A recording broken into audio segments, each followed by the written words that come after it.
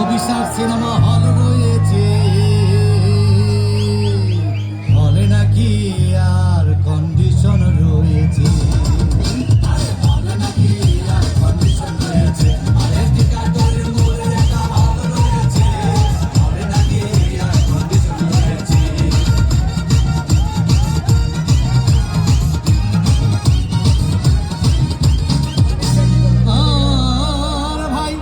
একদিন গেলাম সিনেমা দেখতে, আর রিক্সা থেকে নেমে দেখে হলে একটি সুন্দরী মেয়ে দাঁড়িয়ে আছে।